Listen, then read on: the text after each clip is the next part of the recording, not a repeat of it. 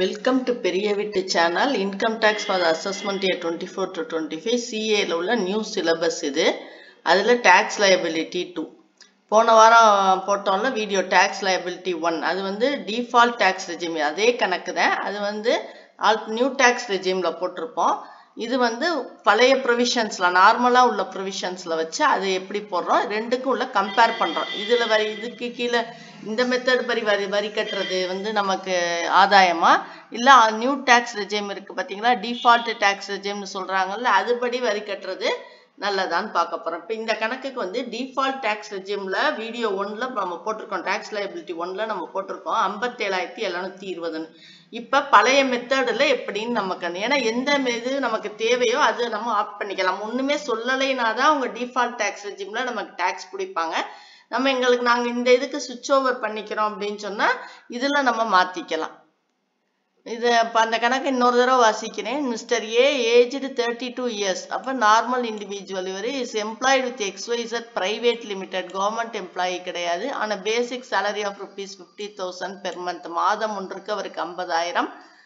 He has received transport allowance of rupees 15,000 per month. ஒரு மாதத்துக்கு 15,000 transport allowance and house rent allowance of rupees 20,000 per month from the company for the year previous year 23 to 24. He has paid a rent of rupees 25,000 per month for an accommodation in Delhi. டெல்லியில ஒரு வீட்டுக்கு 25,000 ரூபாய் வாடகை கொடுத்துட்டு இருக்காரு. Mister A has paid interest of rupees 2,10,000 for housing loan taken for the construction of house in Mumbai. மும்பைல ஒரு வீடு கட்டியிருக்காரு. அதுக்கு 2,10,000 லோனுக்கு, ஹவுசிங் லோனுக்கு இன்ட்ரெஸ்ட் மட்டும் கட்டுறாரு. எவ்வளவு லோன் வாங்கியிருக்காருன்னு தெரியல, ஆனா அதுக்கு வட்டி வந்து 2,10,000 கட்டுறாரு. Construction of the house is completed in March 2023 and his parents live in that house. அப்ப அது வந்து செல்ஃப் ஆக்குபைட் ஹவுஸ் ஆயிருது. Contribution to PPF rupees 1,50,000. Contribution to pension scheme referred to in section 80 CCD 1B rupees 50,000. Payment of medical insurance for father who is of the age of 65 rupees 55,000. Payment of medical insurance premium for self and spouse rupees 32,000.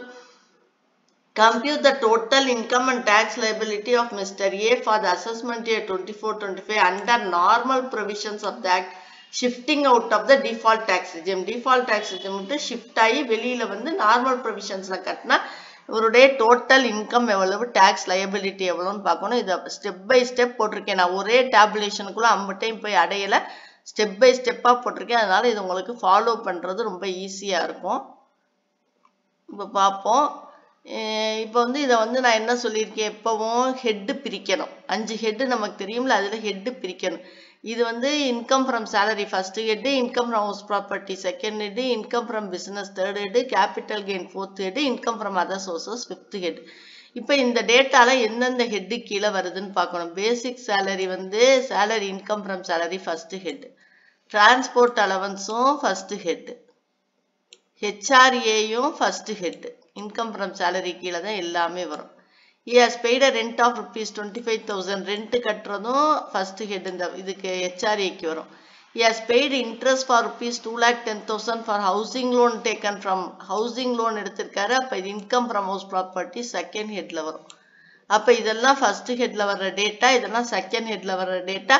தேர்டுக்கு ஒன்றும் கிடையாது, ஃபோர்த்துக்கு ஒன்றும் கிடையாது, ஃபிஃப்த்துக்கு ஒன்றும் கிடையாது. 2 head கீழே தான் வருமானமோ இழப்போ இருக்கு. மற்றதெல்லாம் டிடக்ஷன்ஸ். கான்ட்ரிபியூஷன் டு பிபிஎஃப் அப்படின்னா 80Cக்கு கீழே வரும். ஏன்னா இந்த டிடக்ஷன்லாம் நமக்கு பார்க்கணும், பழைய ப்ரொவிஷன்ல கட்டுறோம் 80C. Contribution to pension scheme அவங்களே செக்ஷன் கொடுத்துட்டாங்க. Payment of medical insurance premium for father wife அதெல்லாம் வந்து 80Dல வரும். இந்த 2 இதுவும் வந்து 80Dல வரும். இவ்வளவுதான். இந்த டேட்டா முதல்ல நீங்க பிரிச்சுக்குங்க. ஒவ்வொன்றும் எந்தெந்த தலைப்பு கீழே வரும், ஒவ்வொரு டிடக்ஷனும் எந்த பிரிவு கீழே வரும், வேற என்ன, இவ்வளவுதான் டேட்டா கொடுத்துருக்காங்க. இப்ப வருவோமா? இப்ப ஃபர்ஸ்ட் தலைப்பு இன்கம் ஃப்ரம் சேலரி. அதுல ஃபர்ஸ்ட் ஐட்டம் என்ன, 50,000 பெர் மந்த் பேசிக் சேலரி வாங்குறாரு. அப்ப அது ஒரு வருஷத்துக்கு கணக்கு பண்ணி வச்சுக்கோங்க. 50,000 × 12 6 லட்சம். ரெண்டாவது ஐட்டம் என்ன, டிரான்ஸ்போர்ட் அலவன்ஸ் ஒரு மாதத்துக்கு 15,000 வாங்குறாரு. இவர் பிளைண்டோ டெஃபோ ஆர்த்தோபீடிக்கலி ஹேண்டிகேப்டோ இல்லை, இருந்தால் இவருக்கு வந்து அந்த 3,500 அந்த எக்ஸம்ஷன் உண்டு. இவர் அது எதுவுமே கிடையாததுனால இவருக்கு அது ஃபுல்லி டாக்ஸபிள் தான். நம்ம டிஃபால்ட் டாக்ஸ் ரெஜிம்ல போட்ட மாதிரி மாதம் ஒன்றுக்கு 15,000னா வருஷத்துக்கு 1,80,000. மூணாவது ஐட்டம் என்ன? Taxable HRA. மூணாவது ஐட்டம் என்ன? ஹெச்ஆர்ஏ. பழைய புது ரெஜிம்ல என்ன போடுவோம்? இந்த ஹெச்ஆர்ஏ ஃபுல்லாவே டாக்ஸபிள். ஏன்னா எந்த எக்ஸம்ஷனும் இதுக்கு கிடையாது. ஆனா இப்ப நம்ம ஞாபகம் வச்சுக்கோங்க, பழசுல போடுறோம். அப்ப பழசுல போடையில நம்ம டாக்ஸபிள் ஹெச்ஆர்ஏ கண்டுபிடிக்கணும். அப்ப அதுக்கு எக்ஸம்டட் ஹெச்ஆர்ஏ இதை எடுத்துக்கணும். சரியா? அப்ப டாக்ஸபிள் ஹெச்ஆர்ஏ எப்படி கண்டுபிடிக்கிறது அப்படின்னு சொன்னா, ஃபர்ஸ்ட் வந்து இவருடைய basic DASP commission on turnover or sales மூணையும் கூட்டுங்க. இவருக்கு பேசிக் 6 லட்சம் மட்டும்தான் இருக்கே தவிர இவருக்கு டிஏ கிடையாது. இந்த டேட்டால commission on turnover or sales கிடையாது. கமிஷன் ஆன் டர்ன் ஓவர் கிடையாது. அதனால 6 லட்சம்.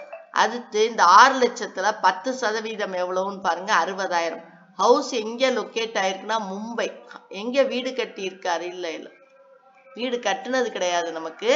அவர் எங்க வந்து வாடகை கொடுக்கிறாரு? டெல்லியில கொடுக்கிறாரு. ரைட்.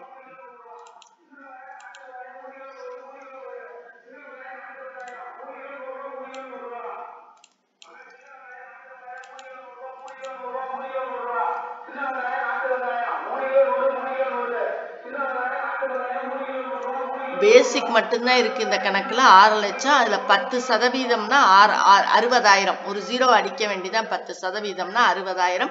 இவருடைய ஹவுஸ் எங்க இருக்க ஹவுஸுக்கு இவர் வாடகை கொடுக்கிறாரு? டெல்லியில இருக்க வீட்டுக்கு வாடகை கொடுக்கிறாரு. டெல்லி, சென்னை, மும்பை, கல்கத்தா 4 இடத்துக்கு 50%, மற்றதுக்கெல்லாம் 40%. அதனால இதுல 50% பார்க்கணும். இதுல 50% 3 லட்சம். இதை மூணையும் நீங்க முதல்ல கணக்கு பண்ணி வச்சுக்கோங்க. என்னென்ன? Basic plus DASP plus commission on turnover or sales. அது எவ்வளவுன்னு பாருங்க. இந்த கணக்கை பொறுத்த வரைக்கும் டிஏஎஸ்பி கிடையாது, கமிஷன் கிடையாது, பேசிக் மட்டும்தான் 6 லட்சம். அதுல 10% எவ்வளவுன்னு பார்த்து வச்சுக்கங்க. ஹவுஸ் எந்த இடத்துல இருக்கு? டெல்லியில இருக்கு. அப்ப இந்த சேலரியில 50%. 10% ஒண்ணு கட்டாயம் பார்க்கணும். 40 அல்லது 50% பார்க்கணும். அது இருக்க இடத்தை பொறுத்து. டெல்லி, மெட்ராஸ், மும்பை, கல்கத்தா இந்த 4 இடங்கள்ல இருந்து 50%, மற்ற இடங்கள்ல இருந்தா 40%. அப்ப இந்த 6 லட்சத்தை முதல்ல கண்டுபிடிச்சிட்டு இதுக்கு என்னென்ன கண்டுபிடிச்சு வச்சுக்கணும்? 10% ஒண்ணு கட்டாயம் கண்டுபிடிச்சு வச்சுக்கணும். இன்னொன்னு வந்து 40% அல்லது 50%. 40 இல்லைன்னா 50% எவ்வளவு அப்படின்னு சொல்லி கணக்கு பண்ணி வச்சுக்கணும், அந்த இடத்தை பொறுத்து. இதுல நமக்கு 50%னா இதுல பாதி 3 லட்சம். இப்ப எக்ஸம்டட் ஹெச்ஆர்ஏக்கு 3 இதை கம்பேர் பண்ணணும். என்னென்னா ஆக்சுவல் ஹெச்ஆர்ஏ ஒரு மாதத்துக்கு 20,000 வாங்குறாரு. அப்ப வந்து 12 மாதங்களுக்கு 2,40,000 அவர் வாங்குற ஹெச்ஆர்ஏ. அடுத்து rent paid minus 10% of salary. அவர் வாடகை 25,000 மாதம் ஒன்றுக்கு கொடுக்குறாரு. அப்ப 12 மாதங்களுக்கு 3 லட்சம். 10% ஆஃப் சேலரி எவ்வளவு? 60,000. அப்ப 3 லட்சத்துல 60,000 போச்சுன்னா 2,40,000. இந்த 3 கிரைட்டீரியா பார்க்கணும். Actual HRA, rent paid minus 10% of salary, 50% of salary 3 லட்சம். இந்த 3ல எது கம்மியோ அதை தான் இங்க எடுத்து எக்ஸம்டட் ஹெச்ஆர்ஏன்னு எழுதணும். அது 2,40,000. இது என்ன ஹெச்ஆர்ஏ? Exempted HRA. ஆனா நமக்கு என்ன வேணும்? டாக்ஸபிள் ஹெச்ஆர்ஏ வேணும். டாக்ஸபிள் ஹெச்ஆர்ஏ எப்படி கண்டுபிடிக்கிறது? A minus E. T is equal to A minus E தான் ஃபார்முலா. அப்ப ஆக்சுவல் ஹெச்ஆர்ஏ வந்து எக்ஸம்டட் ஹெச்ஆர்ஏ கழிச்சா நமக்கு என்ன கிடைக்கும்? டாக்ஸபிள் ஹெச்ஆர்ஏ கிடைக்கும். இதான் T is equal to A minus E தான் ஃபார்முலா. அப்ப A வந்து 2,40,000, எக்ஸம்டட் 2,40,000. அப்ப டாக்ஸபிள் ஹெச்ஆர்ஏ 0. இப்ப பாத்தீங்களா, பழைய புது டாக்ஸ் ரெஜிம்ல நம்ம 2,40,000 டாக்ஸ் கட்டியிருப்போம். அதாவது அதுக்கு 2,40,000க்கும் டாக்ஸ் கட்டணும் கணக்கு பண்ணி. ஆனா இங்க அந்த 2,40,000 என்ன ஆயிடுது? அடிபட்டு போயிருது. ஏன்னா எக்ஸம்டட் ஹெச்ஆர்ஏ 2,40,000. அப்ப 0. அப்ப இந்த கணக்கை பொறுத்த வரைக்கும் பேசிக் சேலரி 6 லட்சம், டிரான்ஸ்போர்ட் அலவன்ஸ் 1,80,000, ஹெச்ஆர்ஏ கிடையாது, டாக்ஸபிள் ஹெச்ஆர்ஏ கிடையாது. அப்ப 7,80,000 மட்டும்தான் கிராஸ் சேலரி. இதுல இருந்து நம்ம டிடக்ஷன்ஸ் அண்டர் செக்ஷன் 16 இருக்கு இன்கம் ஃப்ரம் சேலரிக்கு. இந்த இதை பொறுத்த வரைக்கும் 3 டிடக்ஷன்ஸுமே உண்டு. புதுசுல இந்த டிடக்ஷன் மட்டும்தான் உண்டு, இது ரெண்டும் கிடையாது. ஆனா இது பழசு, 3 டிடக்ஷனுமே உண்டு. ஆனா இந்த கணக்கை பொறுத்த வரைக்கும் ஸ்டாண்டர்ட் டிடக்ஷன் 50,000 மட்டும்தான் இருக்கு. இந்த கணக்குல என்டர்டெயின்மெண்ட் அலவன்ஸும் கிடையாது, ப்ரொஃபஷனல் டாக்ஸும் கிடையாது. அதனால டிடக்ஷன் 50,000. அப்ப இந்த கிராஸ் சேலரியில இருந்து இந்த இதுல இருந்து இதை கழிச்சோம்னா நம்ம கிடைக்கிறது இன்கம் ஃப்ரம் சேலரி. அப்ப 7,80,000 இருந்து 50,000 கழிச்சால் 7,30,000 தான் நமக்கு டாக்ஸபிள் இன்கம் ஃப்ரம் சேலரியில உள்ள டாக்ஸபிள் சேலரி. புரியுதா உங்களுக்கு? இதுதான் இன்கம் ஃப்ரம் சேலரி நம்ம கணக்கு பண்றோம். இப்ப நீங்க அந்த கணக்கையும் பக்கத்துல வச்சுக்கோங்க, இந்த கணக்கையும் பக்கத்துல வச்சு கம்பேர் பண்ணி படிங்க. டாக்ஸபிள் HRA இதுல எக்ஸம்ப்டட் HRA கண்டுபிடிச்சதுல நமக்கு நில்லுன்னு ஆயிடுச்சு. இதுதான் இதுல அட்வான்டேஜ். அதுக்கு அடுத்து இன்கம் ஃப்ரம் சேலரி முடிஞ்ச பிறகு இன்கம் ஃப்ரம் ஹவுஸ் ப்ராப்பர்ட்டி பாருங்க. இது டிஃபால்ட் டாக்ஸ் ரெஜிமை பொறுத்த வரைக்கும் இதெல்லாம் வந்து இன்ட்ரெஸ்ட் ஆன் ஹவுசிங் லோனை கழிச்சுக்க முடியாது, ஆனா இங்க கழிச்சுக்கலாம். அப்ப இங்க வந்து இது செல்ஃப் ஆக்குபைடு ப்ராப்பர்ட்டி. ஏன்னா பேரண்ட்ஸ் அந்த வீட்டுல வசிக்கிறாங்க. பேரண்ட்ஸ் வசிக்கிறதுனால இவர் வச்சிருக்க வீடு என்ன வீடு ஆயிடுது? செல்ஃப் ஆக்குபைடு ப்ராப்பர்ட்டி ஆயிடுது. செல்ஃப் ஆக்குபைடு ப்ராப்பர்ட்டி ஆயிடுது, ஏன்னா அந்த இடத்துல பேரண்ட்ஸ் வசிக்கிறதுனால. அப்ப செல்ஃப் ஆக்குபைடு ப்ராப்பர்ட்டி அப்படின்னா நம்ம நேர NAVக்கு வந்துடலாம். NAV கிடையாது, செல்ஃப் ஆக்குபைடு ப்ராப்பர்ட்டிக்கு NAV கிடையாது. அதனால அதுல இருந்து டிடக்ஷன்ஸை கழிக்கணும். NAV கிடையாதுன்னா 30% ஆஃப் NAVயும் கிடையாது. கழிக்க வேண்டிய ஒரே ஒரு deduction interest on borrowed capital 2 லட்சம். ஆக்சுவலா அவர் எவ்வளவு பாரோ பண்ணிருப்பார்னா 2,10,000 அவர் வாங்கியிருப்பார். கணக்குல போய் பாருங்க, அவர் 2,10,000 வாங்கியிருப்பாரு. ஆனா லெட் அவுட் ப்ராப்பர்ட்டிக்கு தான் சீலிங் லிமிட் கிடையாது. செல்ஃப் ஆக்குபைடு ப்ராப்பர்ட்டிக்கு சீலிங் லிமிட் உண்டு. செல்ஃப் ஆக்குபைடு ப்ராப்பர்ட்டிக்கு சீலிங் லிமிட் உண்டு. அது எப்படி கணக்கு பண்ணணும்னு பாருங்க. எந்த காரணத்துக்காக லோன் வாங்கியிருக்காங்கன்னு பார்க்கணும். ரிப்பேருக்கா, ரெனிவலுக்கா, ரீகன்ஸ்ட்ரக்ஷனுக்கா அல்லது கன்ஸ்ட்ரக்ஷனுக்கா?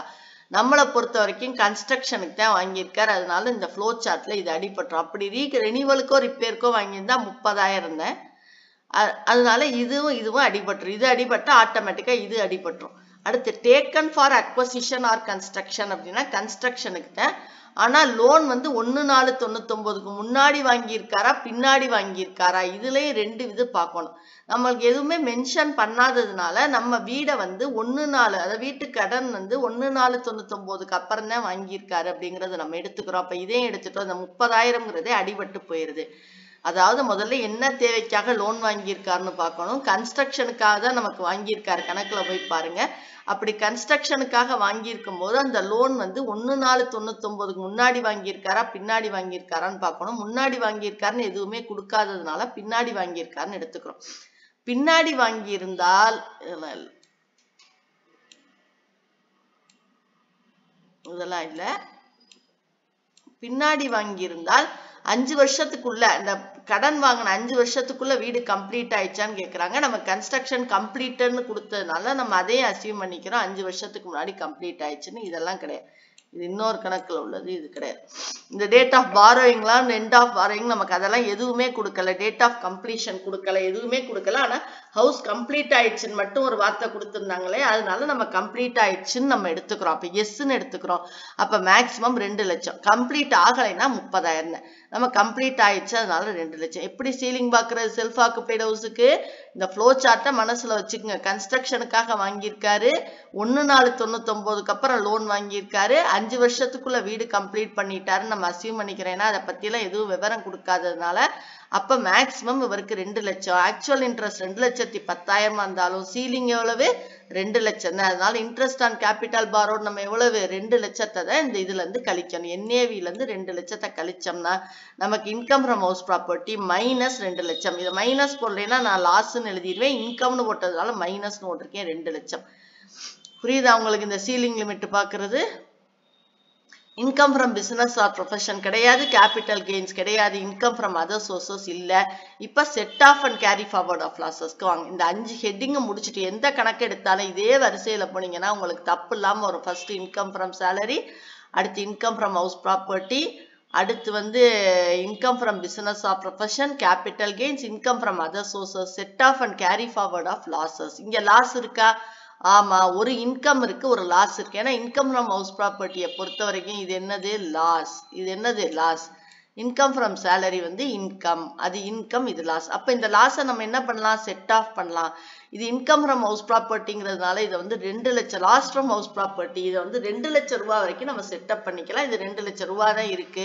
நமக்கு இருக்கக்கூடிய ஒரே இன்கம் வந்து இதை வந்து ஹவுஸ் ப்ராப்பர்ட்டியில இன்கம் இருக்கா இல்ல, அப்ப அதை வந்து இன்ட்ராஹெட் செட் ஆஃப் பண்ண முடியாது. இதே இன்ட்ராஹெட் செட் ஆஃப்னா அதே துறைக்குள்ள ஹவுஸ் ப்ராப்பர்ட்டினா ஹவுஸ் ப்ராப்பர்ட்டிக்குள்ளே கொண்டே அதை செட் பண்ண முடியுமான்னு பாக்குறோம். நமக்கு இருக்கதே ஒரே ஹவுஸ் ப்ராப்பர்ட்டி, அதுல இருந்து லாஸ்ட வேற ஹவுஸ் ப்ராப்பர்ட்டில இருந்து இன்கம் கிடையாது, அதனால இது வந்து இம்பாசிபிள். அப்ப இன்டர்ஹெட் செட் ஆஃப் முடியுமா அப்படின்னு பாக்குறோம். ஏன்னா 2 லட்சம் வரைக்கும் நம்ம மற்ற தலைப்புகள்ல நம்ம போய் மற்ற தலைப்புகள்ல லாபம் இருந்தா அதுல சரி கட்டலாம். 2 லட்சம் வரைக்கும் ஹவுஸ் ப்ராப்பர்ட்டியை பொறுத்த வரைக்கும் 2 லட்சம் வரைக்கும் மற்ற தலைப்புகள்ல சரி கட்டி கொள்ளலாம். நமக்கு இருக்கக்கூடிய ஒரே ஒரு தலைப்பு இன்கம் ஃப்ரம் சேலரி, அது 7,30,000. அப்ப அதுல இந்த 2 லட்சம் இது வந்து 2 லட்சம்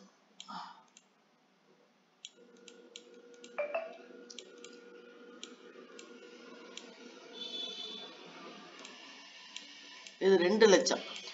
இந்த லாஸ் ஃப்ரம் ஹவுஸ் ப்ராப்பர்ட்டி 2 லட்சத்தை இன்கம் ஃப்ரம் சேலரி இருக்க ஒரே வருமானத்தில் நம்ம 2 லட்சம் வரைக்கும் சரி கட்டிக்கலாம். நமக்கு இருக்கிறது 2 லட்சம் தான். இப்ப சரி கட்டினோம்னா இப்ப இன்கம் ஃப்ரம் சேலரி 5,30,000 ஆயிடுச்சு. 7,30,000 இருந்தது. இந்த வீட்டு இழப்ப சரி கட்டினதுல என்னவாயிடுச்சு 5,30,000 ஆயிடுச்சு. அப்ப கிராஸ் டோட்டல் இன்கம் இப்ப பார்த்தோம்னா இன்கம் ஃப்ரம் சேலரி 5,30,000, இதுல எந்தவித வருமானமும் கிடையாது. இப்ப கிராஸ் டோட்டல் இன்கம் 5,30,000.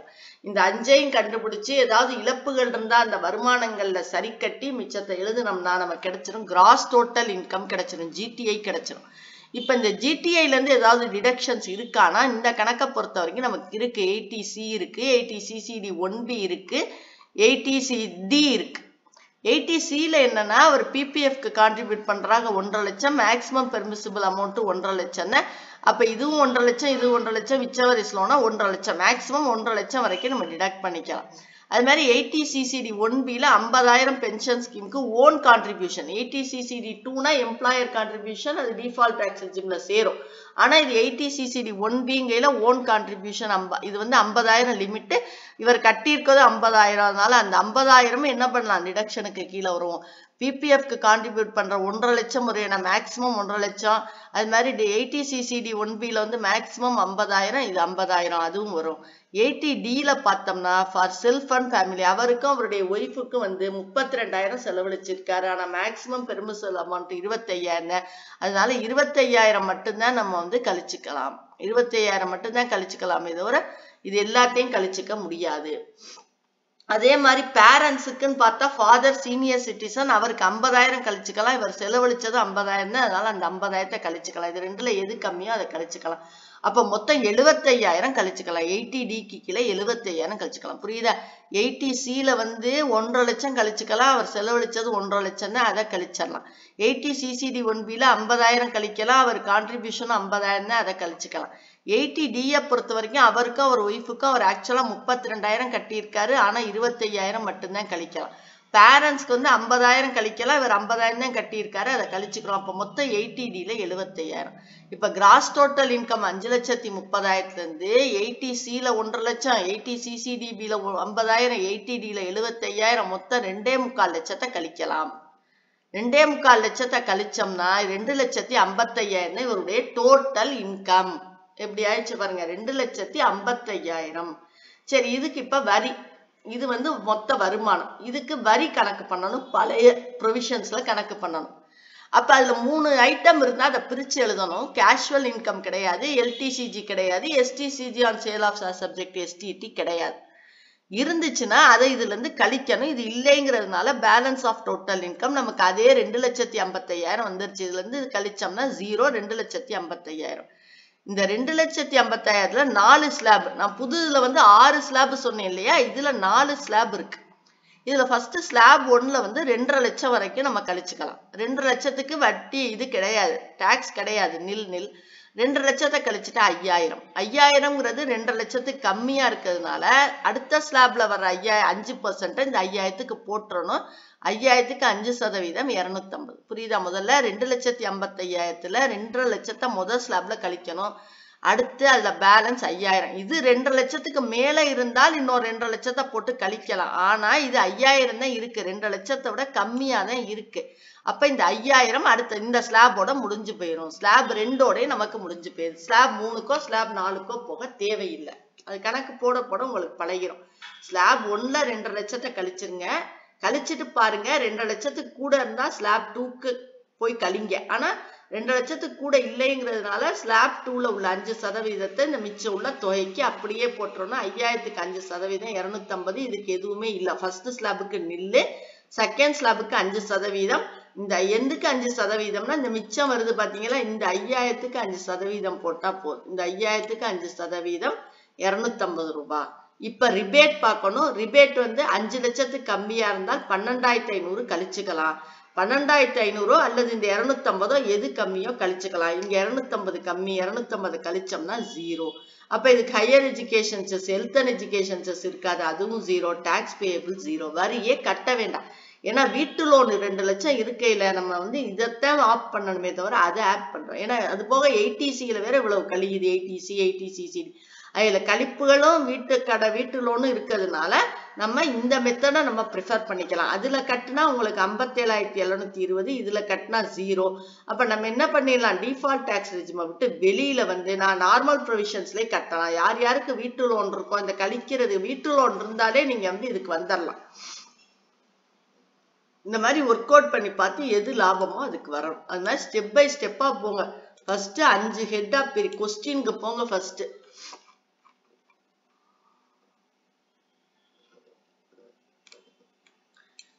கொஸ்டினுக்கு போங்க. கொஸ்டினுக்கு போய் 5 ஹெட்டை பிரிங்க.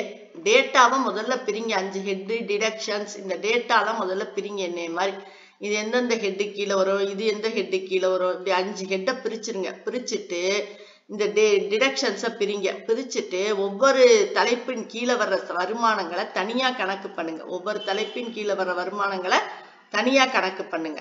கணக்கு பண்ணிட்டு அப்புறம் set off and carry forward of லாசஸ்க்கு போங்க. எதுவும் இழப்புகள் இருந்தா சரி கட்டுங்க.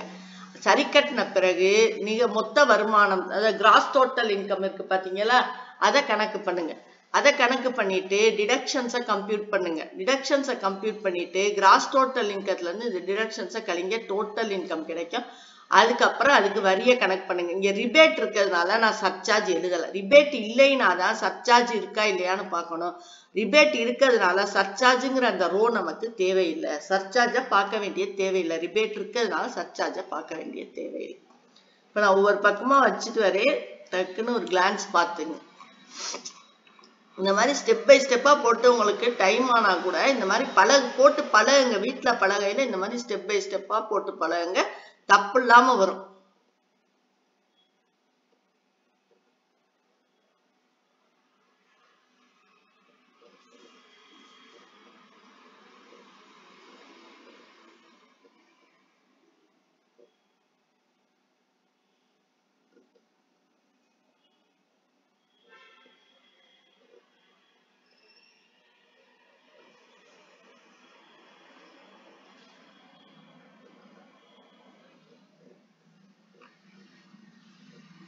இதுதான் சீலிங் லிமிட்டுக்கான ஃப்ளோ சார்ட்.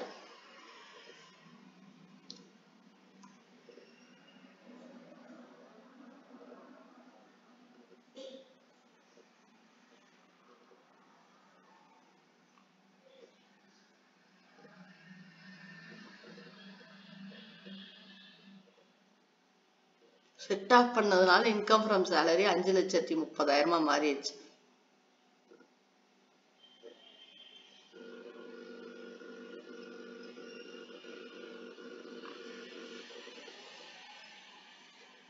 ATD லிமிட்லாம் நல்லா படிச்சுக்குங்க.